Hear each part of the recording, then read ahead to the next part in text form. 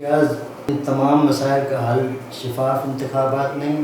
اس سے کیا ہوگا؟ انتخابات ہو جائیں گے. یعنی دیکھیں انتخابات میں تو ہمیں کوئی اعتراض نہیں ہے، شفاف انتخابات بالکل ہونے چاہیے، ہمیں اس پہ کوئی اعتراض نہیں ہے. یہ تو ہر ایک پاکستانی کہتا ہے کہ انتخابات ہونے چاہیے، لیکن انتخابات اب کیوں ہوں؟ اپنے ٹائم پہ ہونے چاہیے. کیا مسئلہ ہے؟ انتخابات کو سال رہ گیا نا، سال میں ایسا کیا کوئی پاکستان میں کوئی مصیبت آ جائے گی سال رک جائیں گے؟ ہاں جمہوری طریقے سے جو جمہوری راستہ ہے انتخابات کرنے کا کہ جی اگر آپ آ کے اپوزیشن کے ساتھ بیٹھ جائیں، گورنمنٹ کے ساتھ بیٹھ جائیں، گورنمنٹ کو کنونس کر دیں کہ جی انتخاب دیکھیں. میں دوبارہ پھر آپ کو چند مہینے پہلے لے کے جاتا ہوں. چند مہینے پہلے اسی حکومت کی جس وقت حکومت میں ہے، جو اس وقت اپوزیشن میں ہوتی تھی، اس نے یہ کہا تھا کہ جی انتخابات کروائیں. کیا عمران خان صاحب ان کی بات مان رہے تھے؟ نہیں، ہٹ درمی تھی، نہیں کرنے چاہیے انتخابات، ہونے ہی نہیں چاہیے، گورنمنٹ کو ٹرم پوری کرنی چاہیے اپنی. آج وہی بات وہ کر رہے ہیں کہ جی ہم گورنمنٹ ہیں، ہمیں ٹرم پوری کرنے دیں. وہی ڈائلاگز ہیں. یقین کریں جملوں میں الفاظ میں بھی کوئی رد و بدل نہیں ہے، صرف آپ کی جو گورنمنٹ اپوزیشن ہو گئی، اپوزیشن گورنمنٹ ہو گئی ہے. اور اگر یہ آپ اس کو چینج کر دیں گے، انتخابات آپ کر بھی لیں یا ابھی کر لیں یا سال بعد کر لیں، عوام کے لیے کوئی ریلیف نہیں ہونا. آپ کی تعلیم میں، آپ کی معیشت میں کوئی فرق نہیں آنا. یہ سب کے سب اپنا ذاتی مفاد چاہتے ہیں، یہ سب کے سب ذاتی اقتدار چاہتے ہیں. پرنتو جو ہمارا منشور ہے، ہم عوام کو سارا کچھ دینا چاہتے ہیں کہ جی عوام کے پاس طاقت کا منبع چلا جائے، اختیار عوام کو دینا چاہتے ہیں. یہ کر لینا، یہ منشور ہمارے منشور پہ عمل کر کے دکھا دیں ہمیں. یہ تو حکومت میں ہے نا، ان کی تو باریاں لگی ہوئی ہیں، ان میں سے کوئی ایک آ جائے اس پہ عمل کر لے، یا مل کے لوگوں کو بولے کہ جی ہم نے یہ منشور ٹھیک ہے، یہ منشور کو ہم اپناتے ہیں. ہم بھی خوش ہو جائیں گے، ہم بھی کہیں گے جی ہمارے منشور پہ عمل ہو گیا. بہت اچھی بات ہے، الحمدللہ.